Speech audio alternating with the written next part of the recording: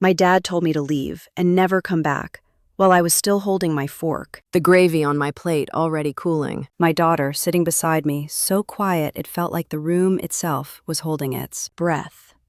The house was warm, overheated the way my mom always liked it in December, but something in the air shifted the moment he said it. Not loud, not angry, just final. The kind of sentence that does not expect a response, only obedience. I remember noticing the hum of the refrigerator, the faint clink of silverware from my sister's side of the table, the way my shoulders tensed, as if my body understood the meaning before my mind did. We were sitting at the long dining table in Cedar Falls, the same one we had gathered around every Christmas for as long as I could remember. My mom had set it the way she always did. Red placemats, pine-scented candles, her good plates that only came out once a year. The food smelled rich and heavy. Roasted meat, buttery potatoes, bread still warm from the oven. It should have felt comforting. Instead, it felt staged, like a backdrop for something I had walked into without knowing my lines. My daughter Ivy sat to my right, her legs barely long enough to reach the chair rung. She had been unusually quiet since we arrived, pushing peas into small, careful piles, taking polite bites of her roll and setting it back down. She did not fidget. She did not interrupt. She watched. Children always do. And she had learned, somehow, that this was not a place where she could take up space. Across from us, my sister Fiona leaned back in her chair, one arm draped casually over the backrest as if she owned the room. Her husband Luke sat beside her, relaxed in a way that suggested he felt entitled to be there. They talked over each other, laughed loudly, and reached for dishes without asking. Their plates were full. Their voices filled the gaps. No one asked them to lower their tone. No one ever did. It started the way it always did, with little comments that sounded harmless if you did not know how to listen for the edge underneath. Fiona glanced at Ivy's dress and said it was simple, like that was a flaw instead of a choice. Luke asked if things were still tight for me lately, his voice coated in concern that never quite reached his eyes. My mom remarked that I looked tired, the way she always did, as if exhaustion were a personal failing instead of a life circumstance. I smiled. I nodded. I swallowed the familiar knot in my throat.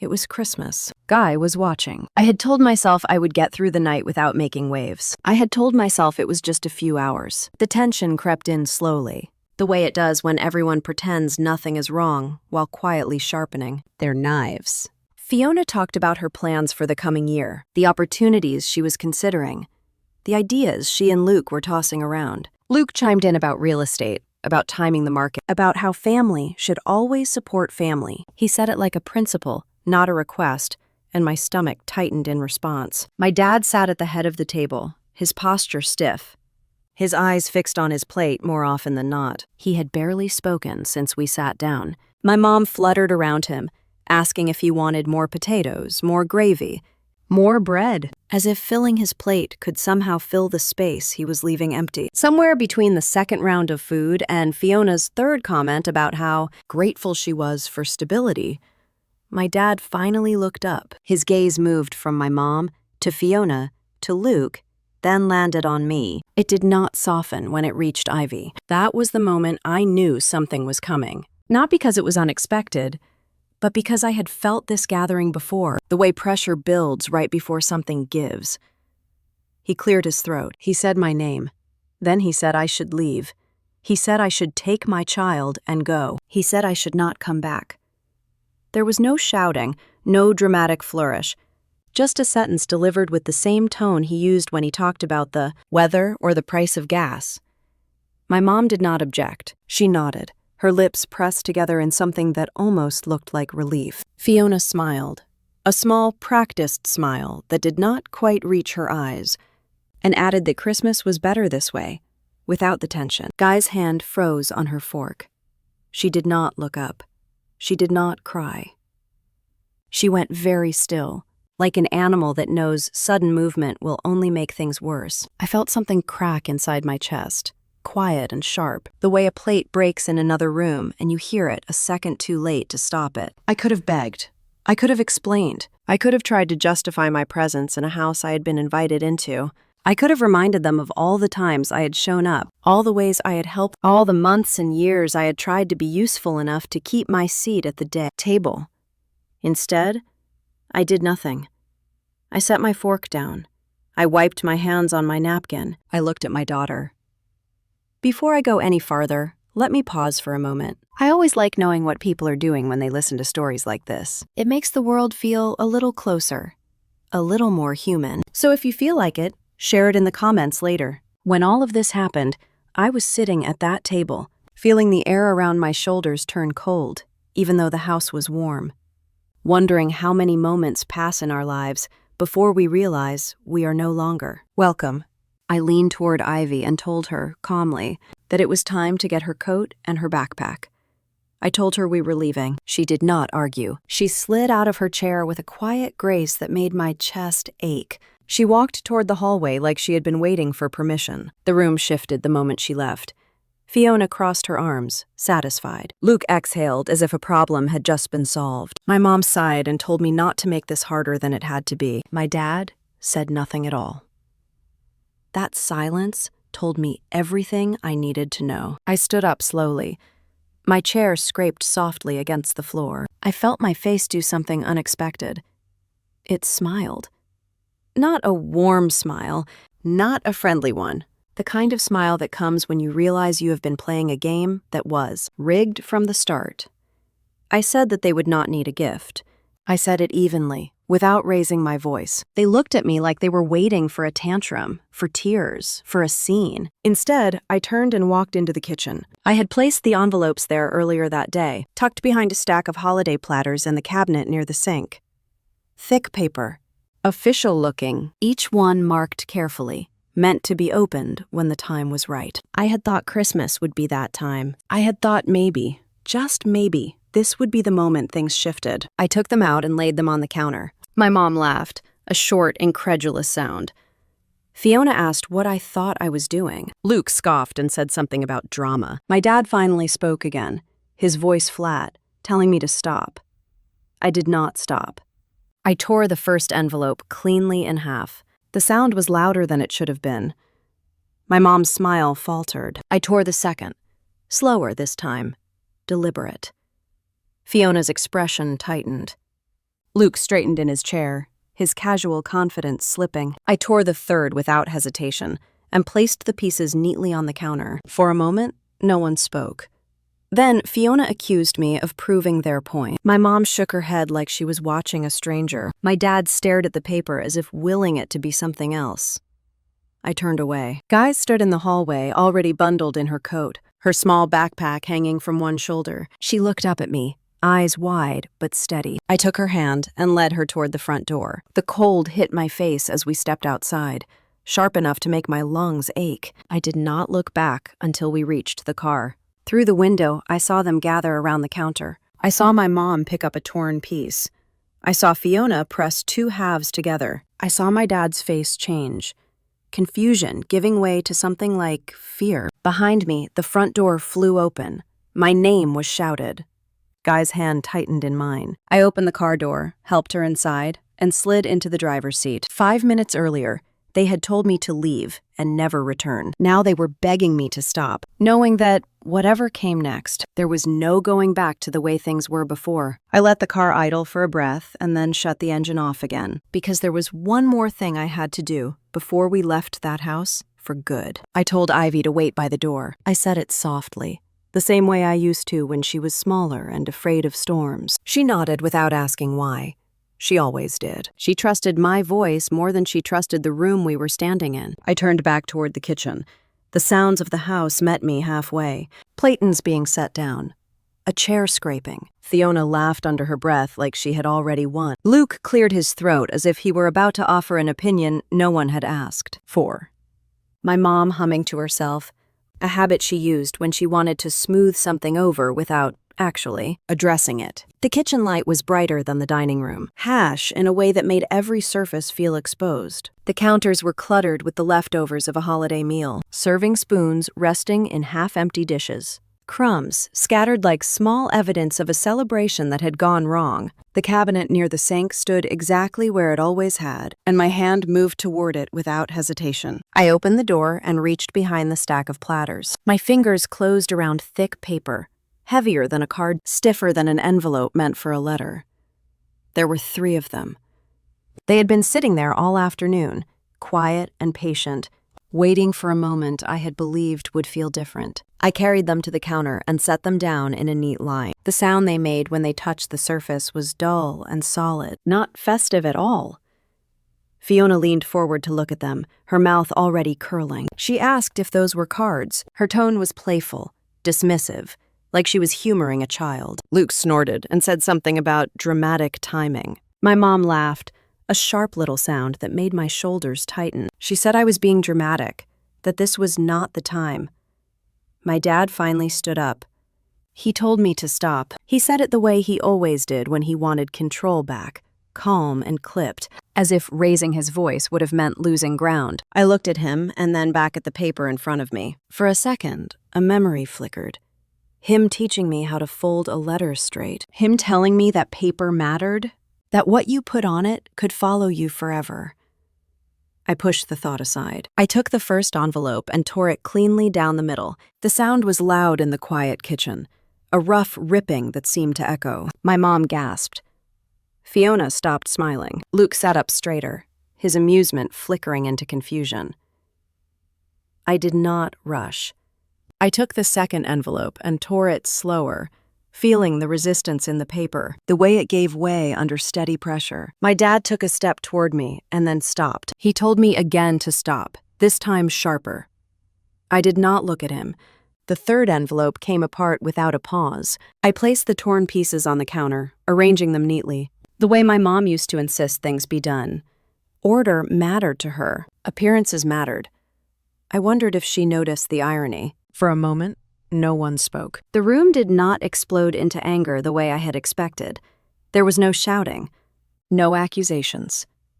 Instead, there was a strange, heavy silence. Fiona stared at the paper as if she were trying to remember something important she had misplaced. Luke leaned closer, squinting, his brow furrowed. My mom reached out and then pulled her hand back, as if she had touched something hot. My dad exhaled slowly. He asked me what I thought I was doing. His voice had changed. The authority was still there, but something else had crept in beneath it, a hint of uncertainty that made my stomach twist. I told him they would not need those anymore. I kept my voice level. I did not explain. I did not apologize. I had learned a long time ago that explanations only gave people more places to dig, their knives. Fiona shook her head and said I was proving their point. She said this was exactly why things could never be simple with me. Luke nodded along, adding that family did not need theatrics. My mom said she could not believe I would do something like this on Christmas. None of them asked what the papers were. Not yet. They looked at them like you look at something you do not recognize, but feel you should. That was when I knew the moment had landed, not with a crash, but with a quiet shift. The way the ground moves before you realize you are standing on something unstable. I turned away from the counter. My hands were steady. My heart was not. I walked back toward the hallway where Ivy waited. She was standing exactly where I had left her, her coat already on, her small backpack slung over one shoulder. She did not ask questions. She just looked at my face, searching for cues. I held out my hand. She took it without hesitation. Her palm was warm, her grip firm. As we walked toward the front door, Fiona called my name. She said it louder this time, irritation edging into her voice. Luke muttered something about overreacting. My mom told me to come back and talk like an adult. My dad said nothing, and that silence pressed against my back harder than any word could have. The front door opened with a familiar creak. Cold air rushed in, sharp and clean. Ivy shivered and stepped closer to me. I wrapped an arm around her shoulders and pulled her tight for a second longer than necessary. Behind us, chairs scraped. Footsteps moved. I heard paper rustle, the soft sound of pieces being picked up. Someone said my name again, this time with a different tone. Not angry, not amused. Something else, thinner and more urgent. I did not turn around. We stepped onto the porch. The night smelled like snow and pine. My breath came out in small, white clouds. Ivy looked up at me, her eyes wide but dry. She asked if we were going home. I told her yes, even though I did not yet know where home would be that night. As we walked down the steps, I glanced back once, against my better judgment. Through the window, I saw them gathered around the counter. My mom was holding a torn piece of paper with both hands. Fiona was pressing two halves together, her movements quick and frustrated. Luke hovered behind her, reading over her shoulder. My dad stood a little apart, his face pale, his jaw clenched. Their confusion had deepened into something like an alarm. The door flew open behind us. My name was shouted, sharper now, threaded with panic. Ivy squeezed my hand. I opened the car door and helped her inside, buckling her seatbelt with fingers that had started to shake. I slid into the driver's seat and closed the door. The engine came to life beneath my hands. Through the windshield, I saw them spill onto the porch, coats half on, voices overlapping. My dad took a step toward the driveway, his hand raised, his mouth open, as if to say something that might change everything. I put the car in gear and pulled away, the house shrinking in the rearview mirror, the light in the kitchen still blazing, the papers still scattered on the counter. As the tires rolled onto the street, a strange calm settled over me, and with it came the awareness that 5 minutes had already passed since my dad told me to leave and never come back. The porch light glowed behind us, yellow and unforgiving, casting long shadows across the steps as the front door swung wider. Cold air wrapped around the car the moment I eased off the brake. Cedar Falls was quiet that night, the kind of quiet that usually feels peaceful, but now felt like a held breath. Snow dusted the edges of the sidewalk, untouched, smooth, as if nothing ugly had happened here at all. I glanced at Ivy through the rearview mirror. She sat upright in her seat, hands folded in her lap, her eyes fixed on the dark window. She did not ask questions. She did not cry. That steadiness frightened me more than any tantrum could have. Children learn silence when they do not feel safe speaking. The house stayed in view longer than I expected. My parents' place sat at the end of the block, its windows bright, the kitchen light glaring like a spotlight. I slowed without meaning to, my foot easing off the gas as if my body wanted one last look, one last chance to understand what had just happened. Through the glass, I saw movement. Not chaos, not shouting, something quieter and more unsettling. My mom stood at the counter, her back straight, her shoulders tense. She had picked up one of the torn pieces, holding it carefully between her fingers as if it were fragile. Fiona leaned over the counter, her head tilted, pressing two halves together with quick, irritated movements. Luke hovered close behind her, his face too close to hers, reading over her shoulder, his mouth slightly open. My dad stood a few steps back. He was not yelling. He was not ordering anyone around. He was watching. The shift in his face was unmistakable. The confidence that had filled the room minutes earlier was gone. In its place was confusion. Then calculation, then something I had never seen there before. Fear. I had seen my dad lose arguments. I had seen him frustrated. I had never seen him look uncertain. Fiona held up the paper she had managed to piece together and said something I could not hear. Luke took it from her hands, his brow furrowing deeper as he scanned it. My mom leaned closer, her mouth falling open just enough for me to catch the shape of a gasp. The room tilted for them. I could see it in the way they leaned in together, the way their movements lost their earlier sharpness and turned clumsy, rushed. They were not angry. They were trying to understand. I pressed my lips together and put my foot back on the gas. The reaction came fast after that. The front door flew open, slamming hard enough to rattle the glass. Cold air rushed into the house as my mom stepped out first, her coat half on, her hair undone. She shouted my name, her voice higher than it had been all evening, stretched thin with urgency. Fiona followed close behind, barefoot on the porch, her phone clutched in one hand like she might call someone who could fix this. Luke came next, shrugging into his jacket as he moved, his eyes darting between the driveway and the house, as if trying to calculate options. Then my dad appeared. He did not shout at first. He lifted one hand, palm out, the same gesture he used when he wanted things to stop, to slow down, to return to his control. He called my name, Not sharp this time, but strained.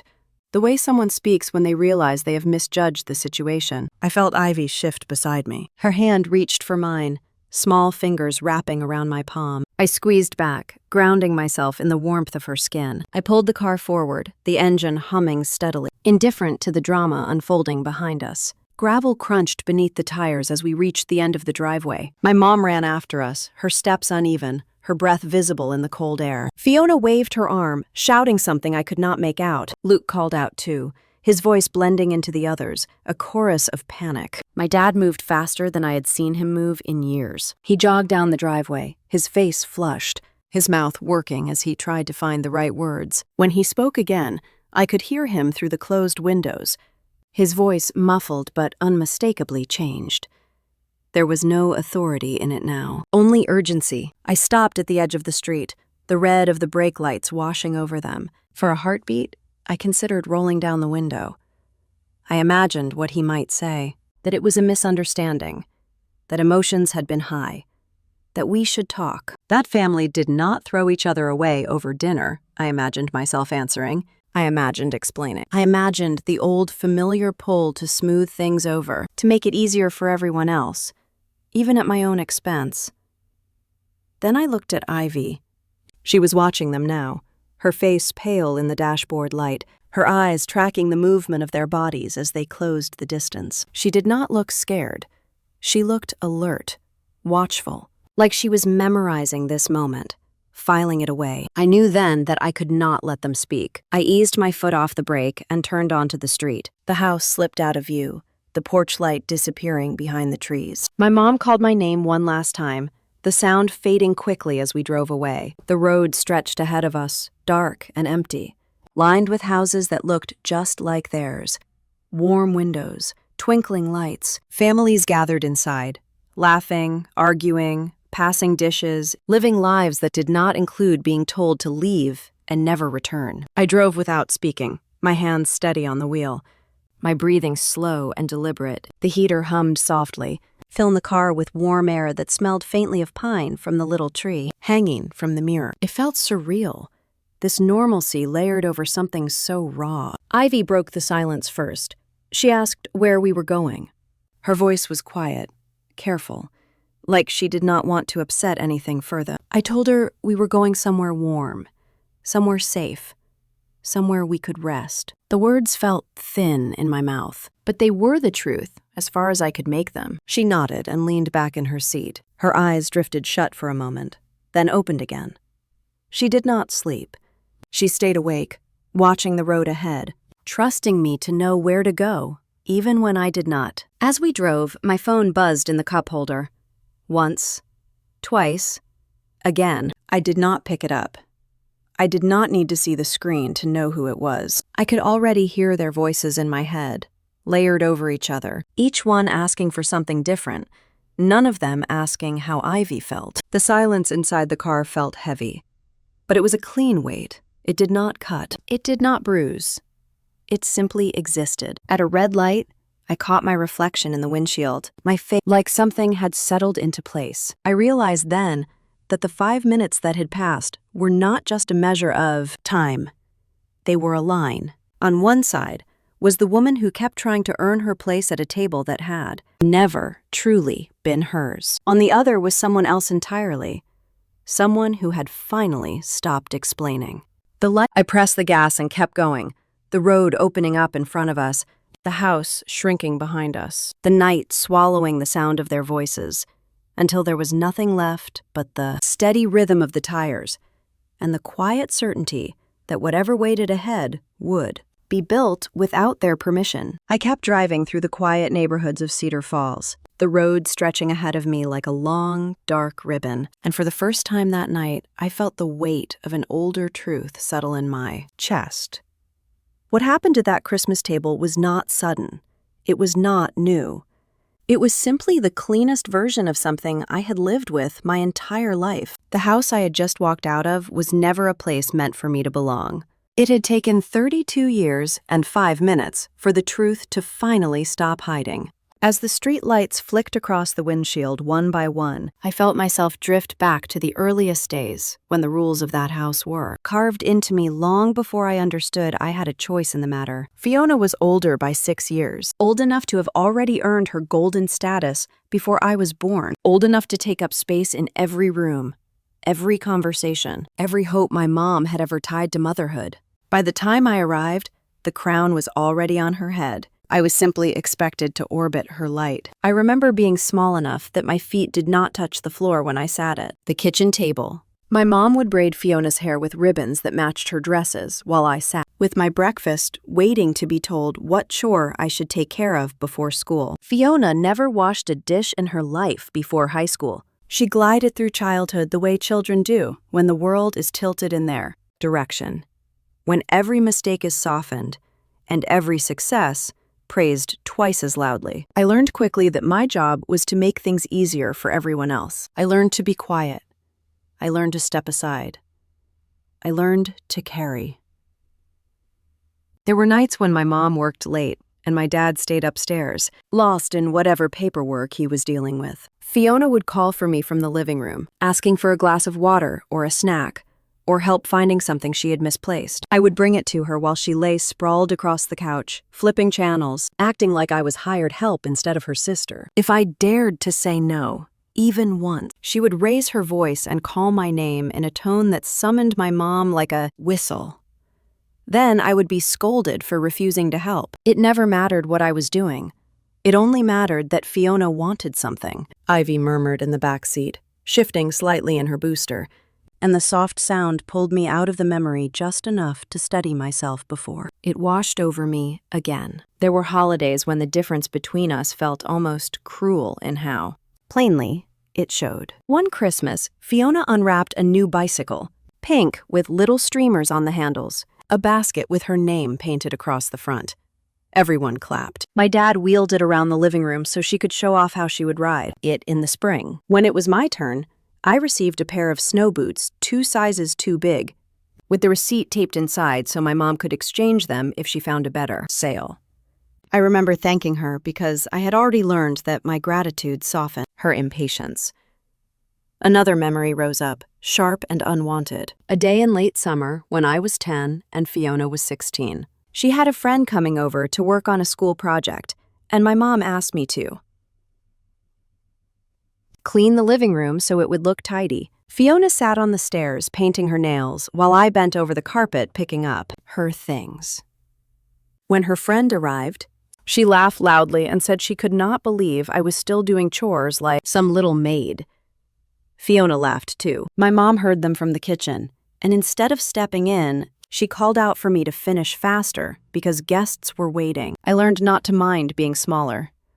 I learned that smaller felt safer. As I drove deeper into the city, the hum of the engine mixing with Ivy's steady breathing, I let myself land on the moment everything shifted from childhood imbalance to something more concrete. It was 2017 when I started sending money. I was 25, still figuring out life on my own, juggling bills and long shifts, and the exhausting process of becoming someone no one in that house expected me to be. It began with a call from my mom. She told me the utilities were behind, that things were tight, that she and my dad were doing their best. She said it in a voice that tugged at me the way it always did, full of weary resignation and quiet hope that I would fix it without being asked. I wired $350 that same day. She thanked me in a distracted tone, like she was already moving on to the next problem. I told myself it was a one-time thing. It was not. The next month, she called again, something about a medical bill. The month after that, a car repair. By the end of that year, it had become routine. $350 every month. Same date, same amount, automatic transfer. My small and steady offering to a household that had never given me stability, but always needed something from me. They never asked directly. They never needed to. The expectation wrapped itself around me like a silent agreement I had never consented to sign. I did not tell Fiona. Not because I wanted to hide it from her, but because part of me still hoped she might notice the imbalance on her own. Of course, she did not. She only commented occasionally on how relieved she was that my parents seemed less stressed lately, as if she had personally arranged their peace of mind. I remember sitting in my tiny apartment in downtown Cedar Falls on a cold evening in early 2018, the radiator clanking, my account balance lower than I liked, and thinking this is just what families do. It never occurred to me that I was the only one doing it. It never occurred to me that no one had thanked me in a real way. Not once. The mini-mart near my complex came into view as I drove past a row of dark storefronts. The neon sign flickered weakly. I had walked there many nights after long shifts, too exhausted to cook, grabbing a cheap sandwich and convincing myself this was adulthood. I had been proud then of my independence. Proud of making it on my own, proud of building something from nothing. But now, looking back from the vantage point of this night, I saw how much of that pride had been patched together with sacrifice that was never recognized. A light turned red ahead of me. I slowed to a stop and let the quiet sink in. Ivy watched the snow drift across the street lamp outside her window. Her face was thoughtful, her mind no doubt trying to organize what had happened into something she could understand. The truth was, I was doing the same. The realization that hit me at that stoplight felt like an old truth reintroduced. I had not been kept in that family because they loved me. I had been kept because I served a purpose. I was the helper, the filler, the stabilizer, the one who stepped in so things did not fall apart. They did not want me. They wanted what I made easier. The green light reflected across the windshield, pulling me forward. I drove past the familiar streets of my childhood, past the elementary school Ivy would never attend, past the park where Fiona had taken homecoming photos as our parents beamed. The more distance I put between us, the more clearly I saw the pattern that had been waiting for me to break it. It was not that they suddenly turned on me at that dinner table. It was that I had finally stopped softening myself enough to fit the role they wrote for me. I remembered a moment from earlier that evening, long before the comments began, long before my dad delivered the final blow. Ivy had reached across the table to take the serving spoon from me. Fiona had watched her with a thin smile, the same one she always used when she assessed something and found it lacking. My mom had brushed crumbs from the table in front of Ivy without looking at her. Luke had made a joke about kids these days and responsibility. It was nothing dramatic, nothing loud. But I had felt a flicker of something then, a warning that the air was shifting, all of it. Every memory, every small humiliation, every pressed expectation folded itself neatly into the truth that sat with me now. I had never been meant to belong in that house. I had only been meant to carry the pieces they dropped. The highway ramp appeared ahead, an empty stretch of road promising distance and time and quiet. I merged onto it and let the speed increase just enough to feel the tension loosen in my shoulders. Ivy reached for her stuffed rabbit, pulling it against her chest, the fabric worn and familiar. I glanced at her and felt a surge of protectiveness that pressed hard against my ribs. I thought of the look on her face at the table, the stillness, the calculation, the way she had understood more than she should have. I thought of every memory I had of myself at her age, trying to shrink into safety. A cold certainty settled into me then. I would not raise her in the same blueprint that had shaped me. The exit for the main road approached. I took it slowly, the car dipping into a quieter part of town where the lights were softer and the houses spaced farther apart. Ivy shifted again, finally letting her eyes close for a moment, trusting me to keep us moving, trusting that whatever was lost behind us, something better could be built ahead. As I drove deeper into the night, the last pieces of understanding clicked into place with painful clarity. I had been useful to them. Nothing more. The love I had tried to earn had always been conditional, fragile, limited. And the moment I stopped fitting into the role they expected, the moment I stopped being easy, the moment I stopped absorbing the weight they refused to carry, they had shown me exactly where I stood. It was the same place I had always stood, on the outside. I tightened my grip on the wheel, feeling the truth settle with an almost physical weight. I had been kept for function, not belonging. The realization was not crushing. It was freeing. It meant there was nothing left to lose. The road curved gently, leading us toward the part of town where the hotels sat, warm lights glowing through their lobby windows. I could see one ahead, its sign bright against the night sky, a small beacon that promised rest and anonymity. I pulled into the parking lot and let the engine go quiet. Ivy stirred, opening her eyes slowly. She asked if we were staying here. I nodded. She nodded back, accepting the answer without fear. I sat there for a moment longer, my fingers resting lightly on the steering wheel, the memory of that kitchen counter and those torn pieces of paper lingering in my mind. Everything that had happened tonight traced back to a single truth I had spent my whole life avoiding.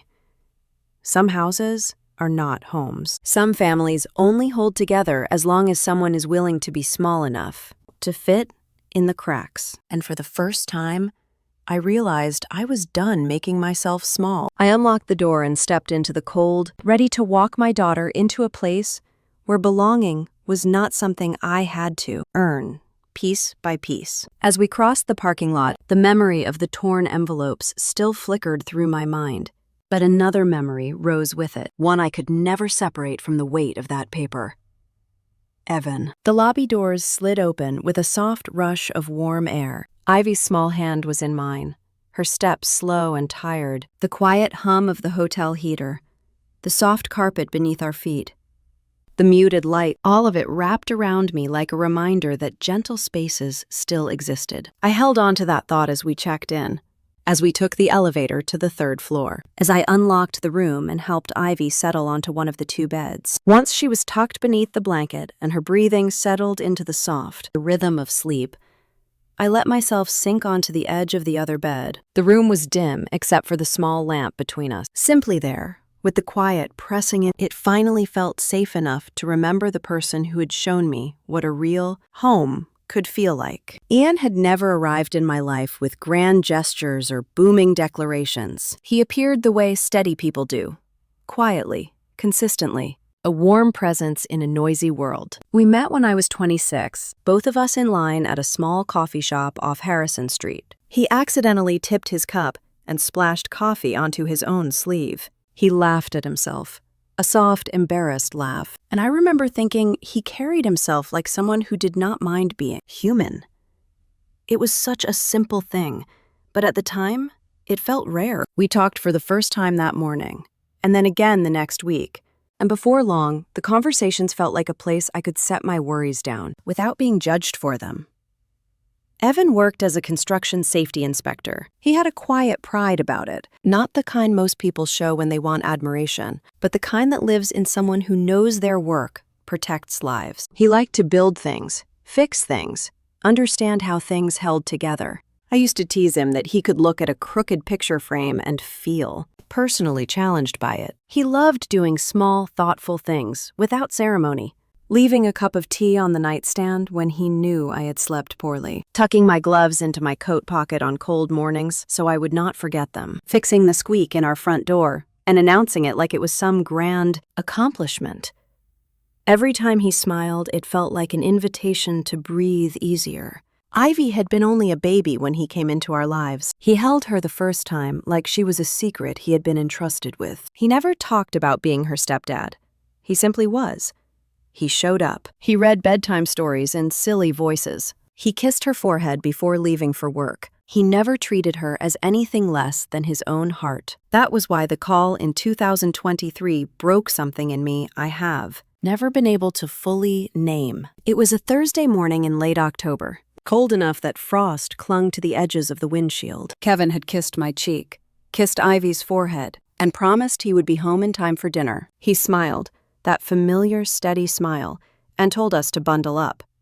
I watched him walk down the steps, hands in his pockets, shoulders relaxed, the same casual stride I had memorized without meaning to. 2 hours later, my phone rang. The voice on the other end spoke in careful, practiced tones. There had been an accident at the construction site. A scaffold collapsed. They were transporting injured workers to the hospital. Evan was one of them. They did not give details. They asked me to come. I do not remember the drive. I do not remember parking. I do not remember walking through the hospital doors. I only remember the moment a doctor, kind-faced and soft-spoken, took me into a small room and told me that Evan had not survived his injuries. They said the fall was severe. They said he likely did not feel pain. They said words meant to comfort, but nothing could touch the rawness tearing through me. I remember Ivy gripping my hand so tightly her knuckles turned white. She was only 7, too young to understand the full meaning of loss, but old enough to feel the world tilt beneath her feet. She asked if Evan was sleeping. I could not speak. I knelt down, pulled her into my arms, and held her as she cried into my sweater. The days after that blurred into each other. The funeral was quiet, small, filled with people Evan had worked with, who told me he had been the heart of the team.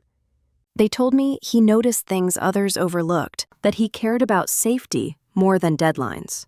They told me the collapse should never have happened. Negligence. That was the word that circled around me like a storm.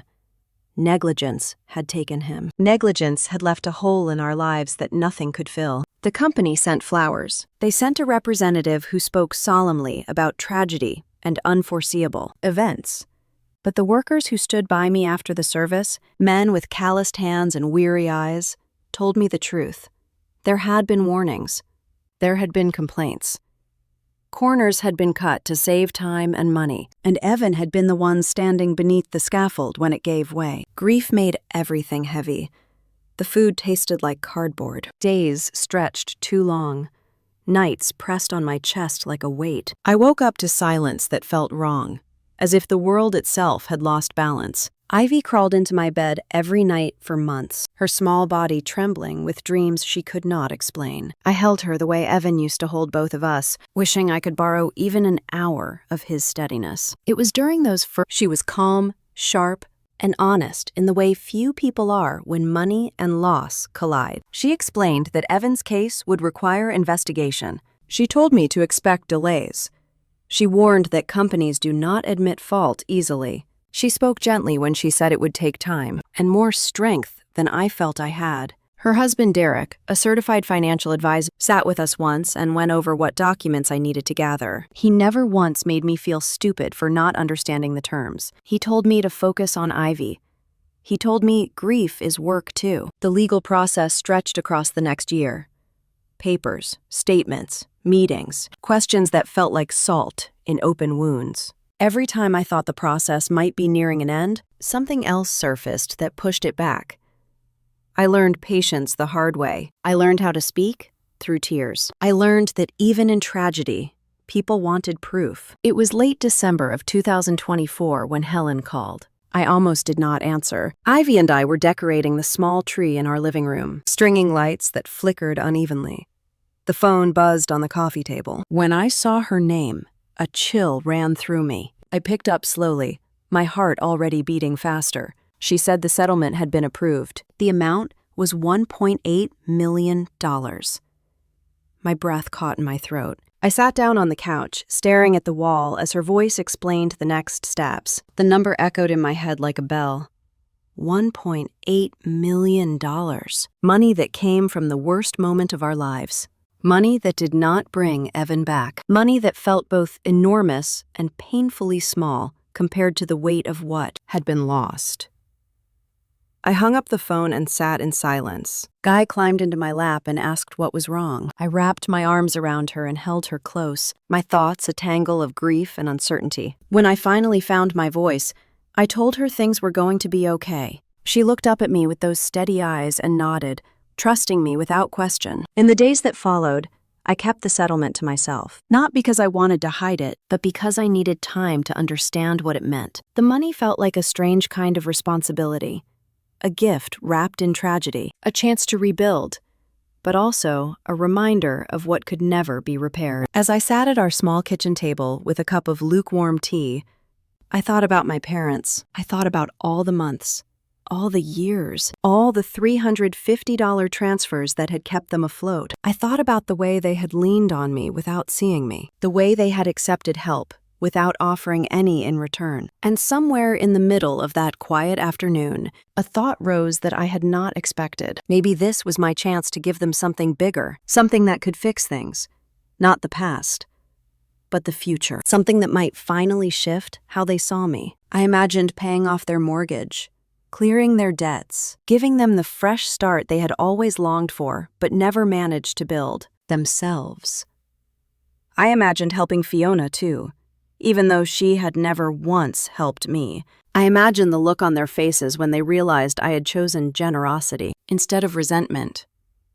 I wanted to believe it could change everything, so I made a decision, rooted in love, in hope, in the naive desire to mend a broken family. Out of the settlement, I planned to give them $420,000, enough to erase their worries, enough to give them stability. Enough, I thought, to finally show them that I was more than the role they had assigned me. It's standing in that hotel room now, with Ivy asleep beside me, and the moonlight casting soft shadows across the floor. I felt the echo of that decision like a bruise. It had been made from a place of love, a place they had never learned to stand in. And it was the very thing they had torn apart with their own hands. I sat there in the hotel room, listening to Ivy's soft breathing, the quiet stretching around us like a thin blanket, and all I could feel was the echo of my own decision. The papers, the ones torn apart on my parents' kitchen counter, the ones they had chased me into the night over, they had been made from a place of love and hope, and maybe something even more fragile than both. And as I stared at the small ceiling light above me, I finally let myself sit inside the truth of why I had brought them to Christmas at all. It started weeks earlier, sometime between wrapping Ivy's school gifts and the late nights when grief crept. And like a cold draft beneath the door, I kept thinking about family and belonging, and the way Evan used to insist that love was always shown through choices, not words. No apologies. Choices. He said that choosing someone was how you told them they mattered. I had spent my whole life choosing my family, and Christmas felt like the right moment to make a choice they could feel. The papers were authorization letters. That was all. Not checks, not cash. Not anything grand, just 3 signed documents that would have opened access to the $420,000 I had set aside for them. Money for their mortgage, their debts. A future they could step into without fear. I had held on to those letters the way someone holds on to a fragile peace offering, wrapped in envelopes, pressed flat so they would look neat, carried quietly so no one would guess their weight. I did not bring them to impress anyone. I brought them because I believed, with a kind of stubborn hope, that giving enough, loving enough, sacrificing enough, could finally shift something inside that house. I thought generosity might be the bridge we had never found. The night before Christmas dinner, I sat at my kitchen table with Ivy asleep in the next room. I laid the envelopes out in a straight line, the paper thick and official beneath my fingertips. I imagined the moment I would hand them to my parents. I imagined how they might look at me, maybe surprised, maybe grateful, maybe, for once, something warm in their eyes. I imagined Fiona's reaction too, maybe confusion at first, then understanding, maybe even respect. I let myself believe, for just a heartbeat, that the moment could bring us all together. Hope looks foolish in hindsight, but in the moment, it feels like courage. On Christmas morning, I tucked the envelopes into my bag. Guy was excited about her gifts, bouncing between the living room and the kitchen as she packed her little backpack. I watched her and felt that tight pinch in my chest. She deserved a family that saw her mother the way Evan had seen me. She deserved a family where love was not earned through usefulness. But I still tried.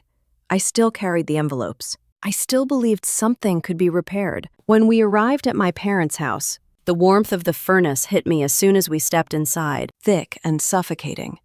The air smelled like ham and cinnamon candles. The dining room lights were bright. Fiona and Luke were already seated, laughing at something on her phone. My mom fussed with napkins. My dad stood at the head of the table like he always did, carving turkey with that quiet sense of entitlement he wore so naturally. No one asked why I had brought my bag inside. No one noticed I kept adjusting the strap on my shoulder. Dinner began with the usual small comments. Fiona asked whether I was still working the same job, her tone suggesting disappointment no matter what the answer was. Luke pointed out that my car made a strange sound when I pulled into the driveway. My dad asked why I was late, even though I was on time. My mom told Ivy not to wiggle so much. I felt myself shrinking into the same old shape, the one that always fit too tightly but somehow seemed to please everyone else. Then the questions about money began. Fiona asked why I rented instead of buying. Luke wondered aloud if I was saving anything for emergencies. My dad chuckled at the idea that I could keep up with adult expenses. My mom shaking her head when I mentioned the settlement, her lips tightening as if grief was an inconvenience she did not wish to acknowledge. Their eyes were sharp, curious in a way that made me feel examined rather than seen. I felt the envelopes in my bag like a heartbeat. I wondered if I should bring them out. Maybe I should. Maybe the moment could still be salvaged. Maybe generosity could still land. I thought about Evan, about how he had trusted people easily, believing in goodness, even when others treated it like weakness. I had seen him give the shirt off his back to a stranger once. No hesitation at all. He had told me afterward that giving without expectation was the greatest freedom. I almost reached for the envelopes then. Almost. My hand hovered over my bag, but even before I touched it, something shifted. My dad's eyes landed on me with that familiar mix of impatience and judgment. Fiona rolled her eyes at something I had said. My mom whispered something under her breath that made Luke smirk. Ivy had stopped talking altogether, shrinking into her chair the same way I used to. And in that moment, the truth clicked into place so cleanly, it hurt. I had already been rejected. Long before anything was opened, long before anything was offered. I was not someone they wanted to understand. I was not someone they wanted to appreciate. I was not someone whose generosity could rewrite their script of who I was. I was still the child they had labeled unremarkable. Still the helper. Still the one whose worth depended on what I could do for them. I felt the warmth drain from the moment. The hope I had carried all month thinned into something fragile and foolish. They had not rejected the gift. They had rejected me. The gift was just collateral damage. I set my hand back on the table. I smiled because I knew how to perform politeness so well it felt like a second language. But inside, something in me quietly shut. The rest of dinner unraveled as if the universe needed to confirm the truth in harsh detail. Fiona mocking something I said. My mom told Ivy to stop talking. Luke making comments about finances he knew nothing about. My dad asked why I was always so defensive when he was only trying to help. Help. The word sounded like a joke. I felt my chest tighten, a familiar squeeze that signaled I was slipping back into a version of myself that I no longer wanted to inhabit. And in that moment, for reasons I could not explain even to myself, I remembered the envelopes again, sitting untouched in my bag, a gift made of loss and love, a gift they would never see for what it was. By the time my dad delivered the final blow, telling me to leave and never return, my heart had already heard the message hours before he spoke it. The tearing of the envelopes later, in the kitchen, had not been an act of anger. It had not been revenge. It had been an act of clarity, a final refusal to place my worth in their hands again. Those papers had symbolized hope. They had symbolized belief. They had symbolized a future where giving might finally create belonging. But tearing them apart had shown me something more honest. Belonging is not bought, not earned, not offered in exchange for sacrifice. I had spent 32 years trying to be enough, trying to do enough, trying to give enough. And standing in that hotel room that night, listening to Ivy breathe softly, I finally let the truth settle into place without fighting it. That house had never wanted me. They had only wanted what came from me. And the moment they thought they no longer needed anything, they pushed me out without hesitation. The moment they realized what the papers had meant, they chased me into the night. Two sides of the same truth. It was never love. It never belonged. It was used. I turned off the bedside lamp, letting the room fall into darkness, except for the faint glow of the parking lot, lights through the curtain. I lay there on my back, staring at the ceiling, feeling the last of my illusions finally dissolve. And for the first time, I saw my family clearly. Not with longing, not with fear, not with the desperate hope that had shaped so much of my life. I saw them with truth. And truth, even when it hurts, is cleaner than hope that cannot survive its first breath. I woke to the faint buzz of my phone on the nightstand. The room still dim and quiet. The sky outside barely a shade lighter than black. For a moment, I thought it might be Ivy's school sending some early notice, or maybe Helen following up about the settlement paperwork from last month. But the buzz kept going, one vibration after another, stacked on top of each other like a warning. I reached for the phone, careful not to wake Ivy curled beside me, and the first thing I saw was a flood of notifications.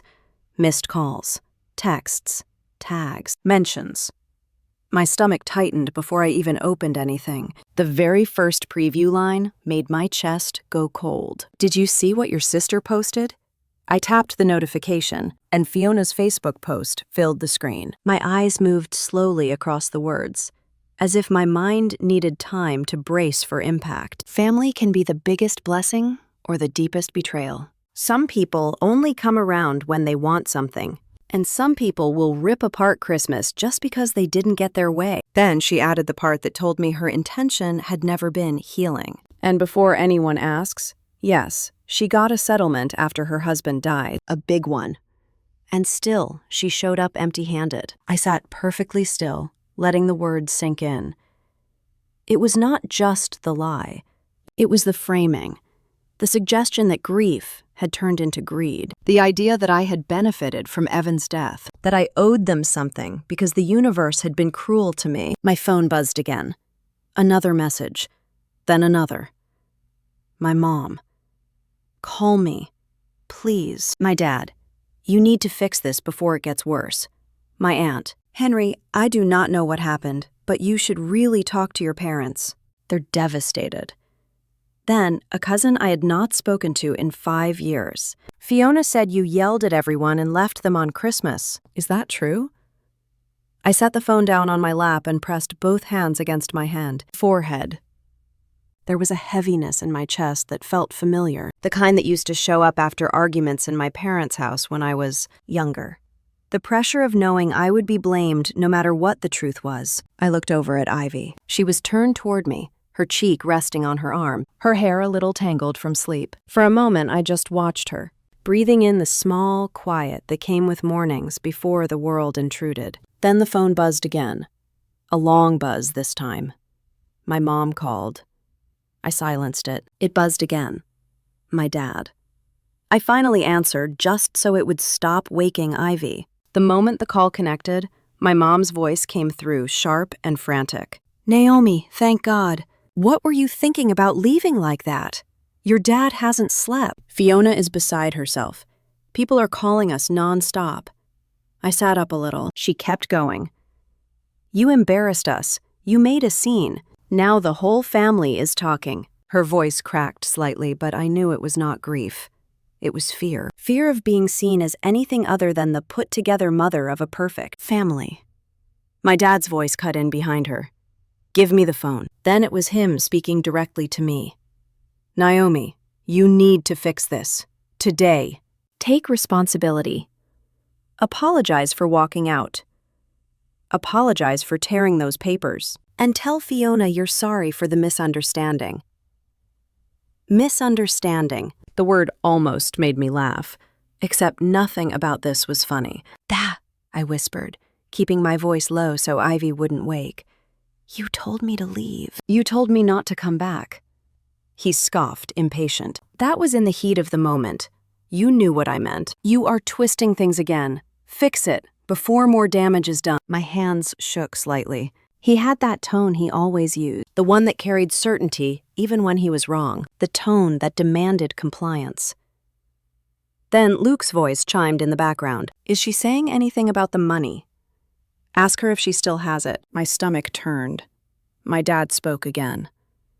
"Naomi, people online are getting the wrong idea. We look like we tossed you out for no reason. Clarify that we never meant any of that. Clarify that you overreacted. If you do that, this can be resolved." I felt something click inside me, a small sound. Quiet. Final. I said nothing. He filled the silence. "Naomi, fix this." The phone felt warm in my hand. Too warm. Ivy stirred beside me, and I gently touched her shoulder so she would settle again. "Da," I said finally, my voice flat. "I am not fixing something you broke." He inhaled sharply. "Do not start with that tone. I am giving you a chance to do the right thing." The right thing, another phrase he loved. I ended the call. The moment the screen went dark, it lit up again. My mom, Fiona, my dad, audio messages, missed calls. I tossed the phone onto the other bed just to stop myself from throwing it across the room. For a few minutes, I just sat there, breathing, slow, deep, trying to make sense of the swirling mixture of anger and hurt inside me. When I finally picked the phone back up, another message blinked at the top of the screen. This one from someone named Marcy, a woman my mom played bingo with sometimes. I don't think it's fair for them to say you did all that. You should tell your side. Tell me your side. The phrase sat there in my mind. For years, I had avoided telling anything. I had swallowed truths so my parents could keep the image they loved. I had accepted blame because it was easier than starting a war. I had let them write the story. But Fiona had crossed a line I could not ignore. She revealed the settlement publicly, turning Evan's death into a talking point. She dangled the idea of money for attention. She rewrote Christmas into something I had ruined, rather than something they had orchestrated. And something in me snapped into place. I opened my banking app. My finger hovered for a moment. Then I scrolled to the transaction history. The transfers were all there, years of them, month after month after month. Starting in 2017, $350 each time, labeled support. I took screenshots. One, then another. I scrolled further. Additional transfers from the months after Evan died. Instances where I'd helped them even when my own bills kept me up late. I took screenshots of those too. Then I opened Facebook. My hands did not shake anymore. They were steady, almost unnervingly steady, like my body knew exactly what needed to happen. I clicked into the comments under Fiona's post. The ones calling me selfish. The ones asking how I could abandon my parents on Christmas. The ones praising my sister for her strength during family betrayal. Then I opened a new post. I did not write anything poetic. I did not write anything dramatic. Just the truth. Clean. Plain. And for the first time in my life, unfiltered. Fiona, you told people I came looking for something. You implied I withheld help. Here are the facts. I attached the screenshots. Every single one. I continued. For years, I supported my parents quietly. I never told anyone. I never asked for praise. I never expected anything in return. I took a breath and kept typing. On Christmas, I brought a gift made from love and sacrifice. Before it was even opened, my dad told me to leave. My mom agreed. My sister laughed. I paused, then typed the final line. This is what really happened. I posted it before I could second-guess anything. My phone buzzed almost instantly. Comments began appearing so fast I could barely read them in order. Wait, this changes everything. Why would they treat you like that after you helped them for so long? Your mom posted about helping you that one time, but she never mentioned any of this. This is not okay. I watched the tide turn in real time. The tone of the thread shifted from accusation to shock to disgust at how my family had behaved. Then Fiona commented, her words sharp. You are twisting things. Those payments were nothing. Someone responded to her before I could. $350 every month is not nothing. Why did you pretend she never helped? Another person added. And why did you mention her settlement publicly? That was cruel. Fiona deleted her comments. Then her entire post disappeared. For a moment, I just sat there staring at the blank screen where her post used to be. My heart wasn't racing. I didn't feel triumphant. I didn't feel vindicated in any loud, cinematic way. I just felt quiet. And for the first time, the quiet didn't scare me. My phone buzzed again. A text from my mom. It read only 3 words. How could you? I locked the screen without replying. Then I stepped off the bed and crossed the room to where Ivy was sitting up, her hair messy, her eyes still heavy from sleep. In the morning, she whispered. I smiled a little. Morning, baby. She climbed into my lap, resting her head on my shoulder. The weight of her felt grounding, real, in a way nothing else in the past few days had been. Can we go home today? She asked softly. Not yet, I said. but soon. I held her a little tighter. My phone buzzed again behind us, but I didn't reach for it. I had made my choice. I would not spend another minute dancing to the rhythm of their demands. I would not let them rewrite what happened. I would not let them drag me back into the same script that had suffocated me since. Child. Ivy tugged at the sleeve of my sweatshirt. Can we get pancakes? I nodded. Yes, pancakes sound perfect. She smiled, small and warm, and something in my chest finally loosened. Everything else could wait. The world could argue and speculate and whisper behind closed doors, but my daughter needed breakfast. And for the first time in a long time, that felt like the only thing worth answering to. The not 3 slow raps against the apartment door that didn't match the rhythm of a delivery driver or a neighbor. I froze in the kitchen with a spatula in my hand. Pancakes were still sizzling on the pan behind me, the room lightly sweet with the smell of batter and butter. Ivy hummed at the table, tapping her fork against her plate in that absent, gentle, a little harder this time. Ivy looked up. Who is it, Mom? I wiped my hands on a dish towel and forced a calm smile. Stay right here, baby. But my stomach had already started to sink. I knew that knock.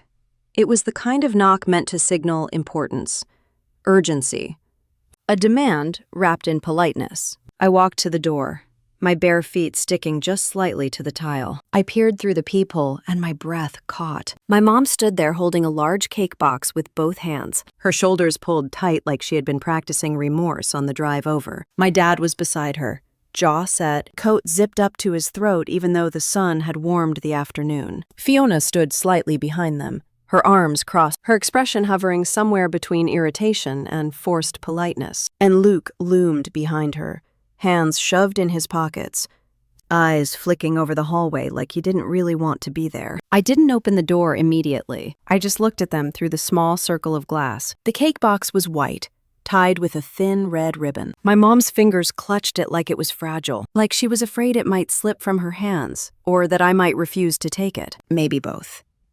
She knocked again.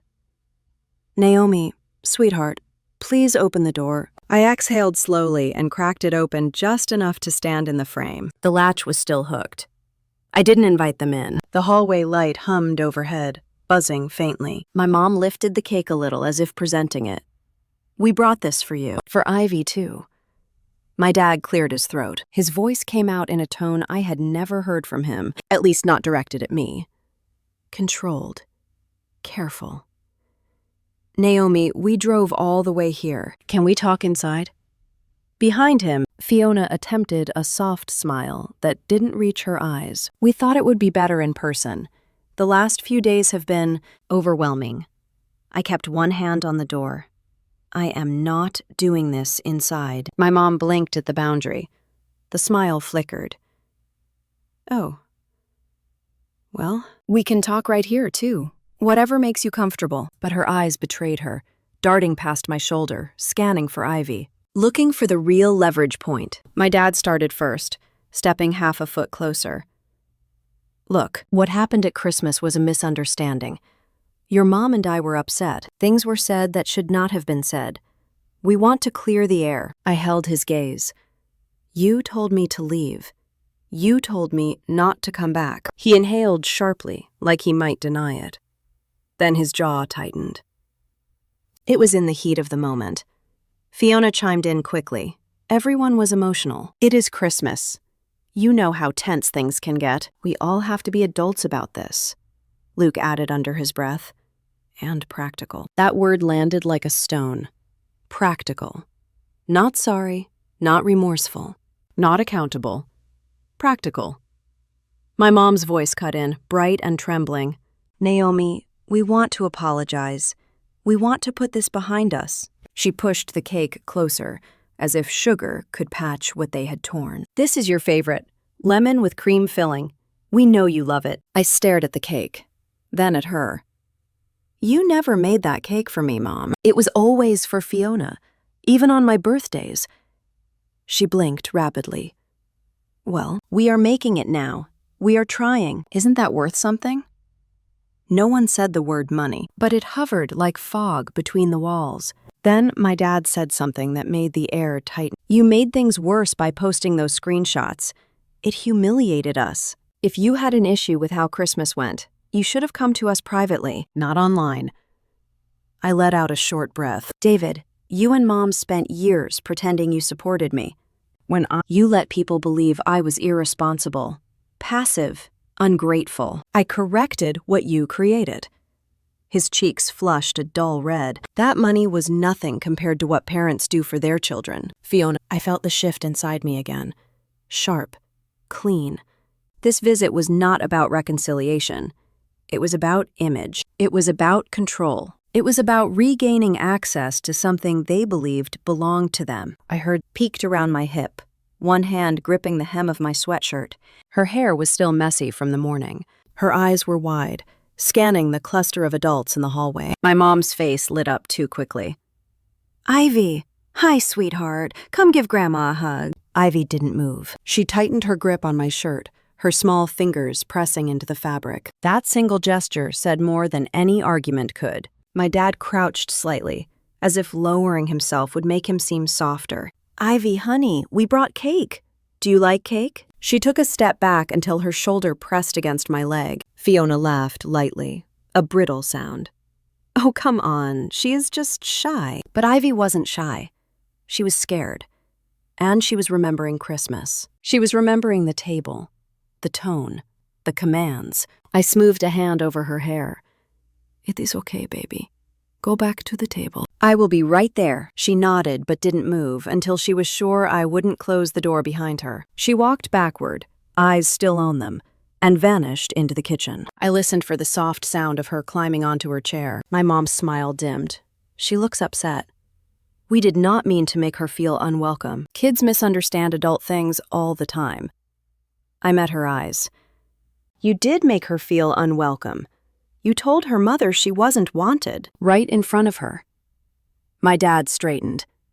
That is enough. We came all this way to apologize. The least you can do is hear us out. I am hearing you, I said quietly. I have been hearing you my entire life. Fiona huffed. Naomi, we are trying. Why are you being so dramatic about this? Family fight. They say things they do not mean. Families also apologize for the things they do mean. That silenced them for a moment. Not long, but long enough.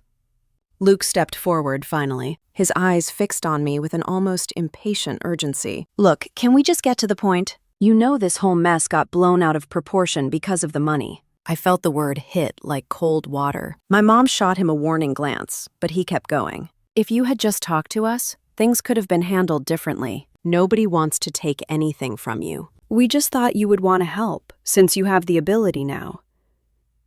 The ability. Not the choice, not the generosity. The ability. My dad's posture shifted slightly, shoulders squared. Naomi, we know the settlement was large. We do not need specifics, but we are your family. Family helps each other, and the way you reacted made us look like villains when all we wanted was clarity. Clarity. A sanitized word for access. I closed my eyes for a moment. Then I opened them slowly.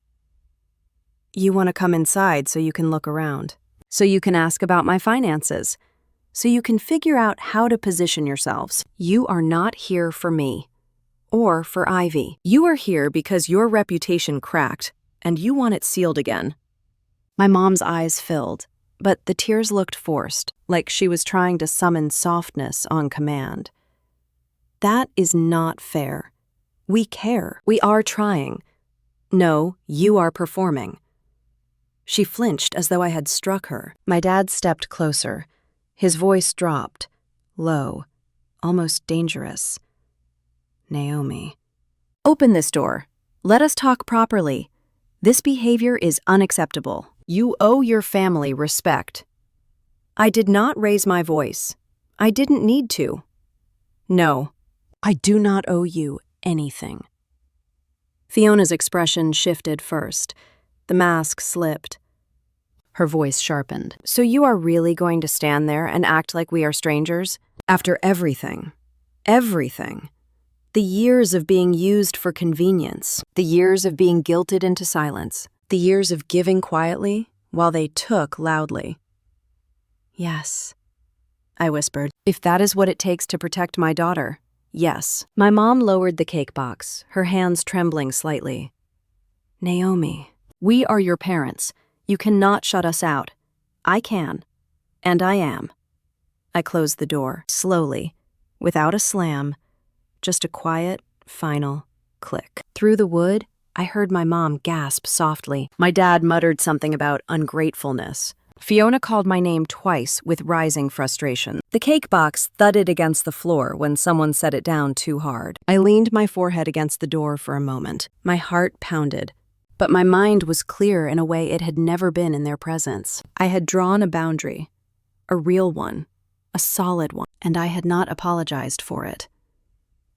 I turned and walked back toward the kitchen. Yvette sat at the table, legs swinging under her chair, fork in hand, pancake half eaten. She glanced up when she saw me, searching my face. Are they gone? Yes, I said. She nodded, then reached for her syrup again as if the world had just righted itself. I pulled out the chair beside her and sat down, listening to the soft scrape of her fork, the quiet calm of our small morning settling around us. For the first time in years, I felt the possibility of peace. Faint, but real.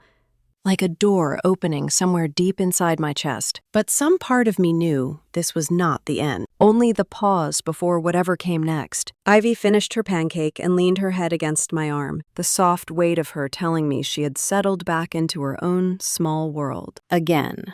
But I stayed still for a long time after, listening to the quiet of the apartment, feeling the echo of my family's frustrated voices still humming somewhere just outside the walls. It felt like a storm passing, the kind that leaves the air strangely clean.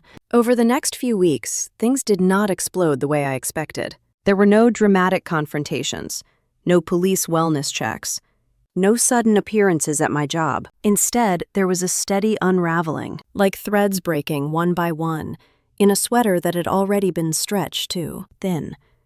People reached out from time to time. A coworker who had seen my post, an aunt who said she wished she had known sooner, a distant cousin who asked if I was all right. I kept my replies brief. I did not explain more than I had already shared. I no longer felt the need to defend myself. Life shifted.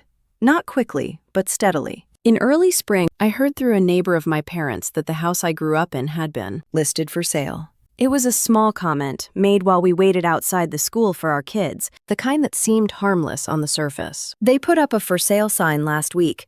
Surprised me. They always said they would live there forever. Forever had shrunk into a few months. A few days later, someone else mentioned seeing my mom at a bank, looking shaken. Then, another person made a passing remark about my dad working extra hours. It spread quietly. Nothing dramatic, but enough for me to piece things together. They were struggling, financially, emotionally, and socially. The phone calls had stopped after the day they brought the cake to my door. My mom tried once more a week later, but I let it ring. After that, there was nothing. No apologies, no updates, no explanations. It was not silence from healing. It was silence from consequence. Then came the news about Fiona. A woman from her office messaged me one evening, her words hesitant. I do not want to be involved, but I thought you should know. People are talking. They saw the Christmas post before she deleted it. She is in a mess at work. Clients pulled back. Her manager was livid. She is saying it was all misunderstood. Misunderstood. Her favorite word. Later that month, I overheard someone at the grocery store mention that she had lost a major client contract because of her online behavior. Reputation mattered in her field, and she had cracked hers with her own hands. I did not celebrate. I did not feel triumphant. Just an odd heaviness, like watching someone walk directly into a ditch after you had warned them twice. Not long after that, I finished the paperwork for Ivy's trust. The number felt unreal on paper. $1.8 million in settlement money had turned into security for her future. College, emergencies, a home someday, a life not shaped by scarcity or fear. Helen walked me through the final signatures in her office. She was patient and calm, her tone always gentle when she spoke about Evan. She did not use legal jargon unless I asked. She explained things in a way that felt like guidance, not instruction. When it was done, she placed the folder in front of me and said quietly, "You did right by her. This will give her choices most kids never get. I nodded, not trusting my voice. Life began to feel different after that. Not lighter exactly, but more grounded, like someone had steadied the floor beneath my feet. By summer, Ivy and I had moved into the little house on the south edge of town. It was modest, but it was ours. A single story with a small fenced yard and a front porch where late afternoon sunlight spilled through the railings and warmed the wooden boards. Inside, everything smelled like fresh paint and clean carpet, the kind of newness that feels almost like forgiveness. The first night we slept there, Ivy curled against me under a blanket, whispering questions about where her toys would go and whether we could plant flowers. She asked if the house was safe. I told her yes, and I meant it. We hung her drawings on the fridge. We set up her books in the little corner she claimed as her reading spot. I unpacked slowly, choosing not to rush, letting the space unfold itself around us. One weekend in late July, we were in the backyard. Ivy had insisted on blowing bubbles, so I sat on the porch steps watching them float through the air like tiny drifting lanterns. Some popped instantly. Some rose over the fence and vanished. Ivy laughed when one landed on her arm without breaking. "Mom, look, it is staying." She held her breath until the bubble finally burst. She giggled and ran across the grass, her hair catching the sun. I leaned back on my hands, feeling the warmth of the boards under my palms. For the first time in years, I felt no tension between my shoulders, no dread waiting at the base of my spine, no sense that I needed to prove something before the day ended. The quiet was not scary anymore. It was mine. Later that afternoon, I was slicing strawberries in the kitchen when Ivy wandered in and tugged at my sleeve. She looked up at me with an expression I couldn't quite read at first, something between curiosity and relief. "Mom," she said softly, "do people ever stop being mean?" The knife paused midair. I set it down and knelt in front of her. I brushed a strand of hair out of her face. "Why do you ask?" She shrugged, a small motion. "Because it feels different here, like no one is waiting to yell or make us leave." Her words settled into me like a stone sinking into deep water. I hadn't realized until that moment how much she had absorbed, how much she had carried silently, how much she had been bracing for the world to shift under her feet. I pulled her into my arms. She smelled like grass and sunscreen. I held her until she relaxed completely. "People can be mean," I murmured into her hair. "But they do not stay in our home. Not anymore." She nodded, her cheek pressing against my shoulder. "Good. I like it when it feels quiet inside me." Quiet inside me. I held her tighter. After she went back outside, I stood at the counter for a long time, staring at the strawberries, thinking about karma. How people imagine it as something loud, explosive, fireworks and lightning, a dramatic takedown. But the truth was quieter. Sometimes karma was a sold house with peeling shutters. Sometimes it was a damaged reputation. Sometimes it was losing the people who had always been willing to help. Sometimes it was a child feeling safer in a small home with fewer people and more love. Karma did not need to scream. It just needed to happen. A week later, I drove past my parents' old neighborhood. Not on purpose. I had taken a wrong turn, looking for a farmer's market, and ended up a street too. Far north. The house was still there, pale siding and old shingles, but the yard was patchy, the blinds drawn, and a new realtor sign stuck into the lawn. I did not slow down. I did not pull over. I just kept driving. The past was still there, unchanged. But I was not. By the end of the summer, Ivy knew the walking paths around our new neighborhood by heart. We had a Saturday routine of stopping at the small bakery 2 blocks away for warm muffins. The owner, an older woman with silver hair, always tucked an extra chocolate chip cookie into Ivy's bag. One morning, as we left with our muffin bag rustling between us, Ivy slipped her hand into mine without looking up. She swung our arms gently and said in the calmest voice I had ever heard from her, "I like our life now. Nothing grand, nothing dramatic. Just that." I felt my chest tighten, the kind of tight that came with gratitude rather than grief. I squeezed her hand, and she squeezed back. We walked the rest of the way home, the sun warming our backs, the sidewalk clean and quiet beneath our feet. No yelling, no guilt. No one is waiting to decide our worth. Just peace. The kind that grows slowly, quietly, without needing an audience. And as we turned onto our street, the house coming into view with its little porch and morning light in the windows, I realized something I had never understood before. Peace can be louder than pain, and sometimes walking away is the first step toward hearing it. The morning after Ivy told me she liked our life now, I stood at the kitchen counter waiting for the coffee maker to finish its slow drip. The house was quiet. That soft kind of quiet that does not feel empty. Guy was still sleeping in her room, her door cracked just enough for me to hear the tiny whir of her fan. The sun had just begun to reach through the blinds, warming the corner of the floor by the pantry. It looked ordinary, completely ordinary, and for the first time in a long time, ordinary felt like a gift. I leaned forward on my elbows and let my breath settle. The steam curled upward in lazy tendrils. No calls from my mom. No texts from Fiona, no bursts of anger from my dad, just quiet. And in that quiet, something inside me softened. Not forgiveness, not nostalgia, just space. Space to breathe, space to think, space to finally hear myself. For years, I believed family was supposed to be everything. That belonging meant enduring. That love meant carrying more weight than anyone else. That loyalty meant bending until it hurt. I thought that if I stayed patient, stayed generous, stayed small, the people around me would finally recognize me. I thought that if I worked hard enough, or gave enough, or tried enough, I could make myself belong. But belonging built on performance is not belonging at all. It is a contract with no signature. As the coffee finished, I poured myself a cup and walked to the living room. The house still smelled like drywall and new carpet. Even months later, Ivy's artwork was taped along the hallway. A small mountain of her stuffed animals sat in the reading nook. My life looked different now. Not wealthier, not fancier, but safer. After everything that happened, my family did not implode in some dramatic explosion. There was no fiery downfall or spectacular consequence. Instead, the unraveling was slow, subtle, a quiet shift in the air. People stopped defending them online. A few longtime friends backed away after realizing what had actually happened. Christmas. Even the neighbor who used to chat with my mom during yard work stopped waving at them if they were outside.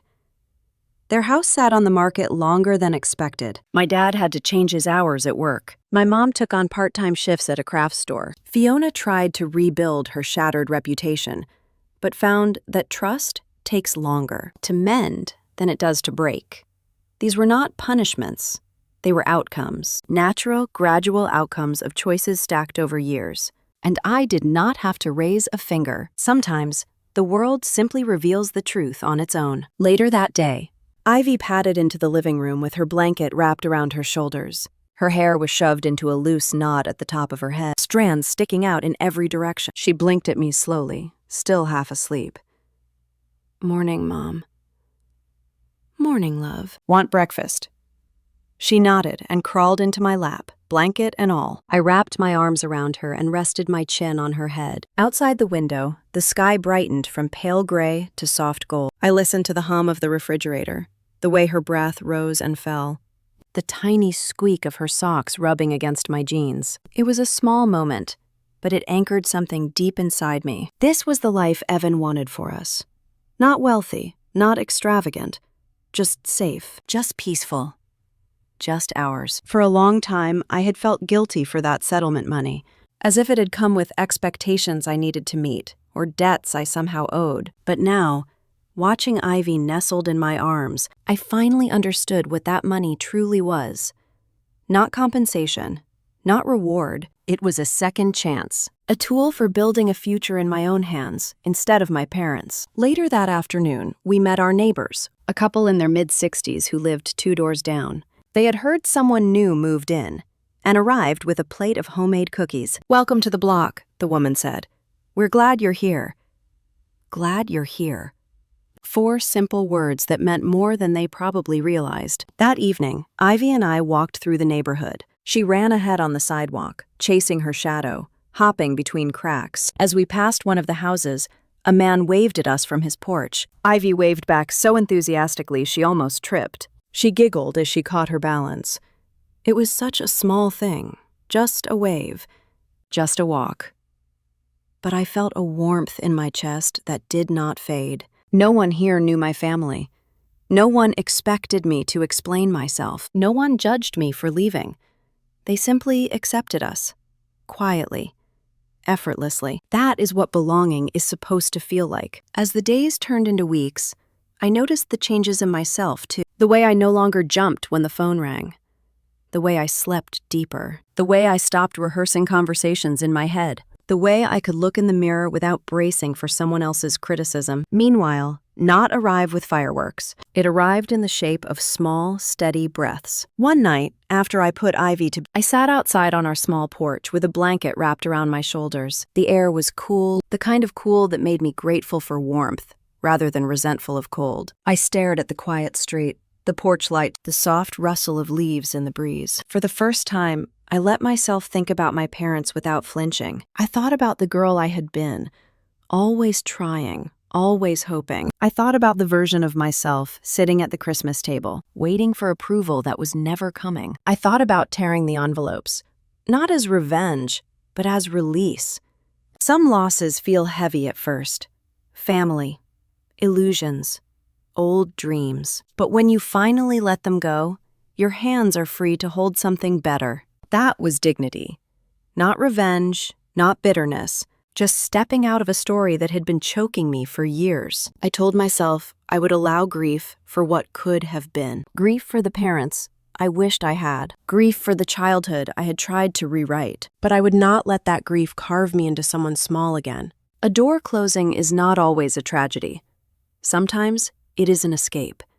Inside the house, I heard Ivy shift in her sleep. I folded the blanket over my arms and walked back in, turning off lights as I passed through the living room. The house felt warm and steady, filled with the quiet promise of the life we were still building. When I reached Ivy's doorway, I watched her breathe for a moment. She had kicked her blanket off again. I smiled and tucked it back around her shoulders. She murmured something soft, her lips curving slightly.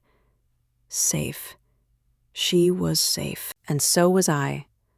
Standing there, I realized how far we had come, not in miles, but in courage, in clarity, in choosing a different path, even when it meant walking alone. If you have ever been told you were too much or not enough for your own family, remember this: silence can be power, and truth can be the loudest revenge. Tell me in the comments what integrity means to you and where you are listening from.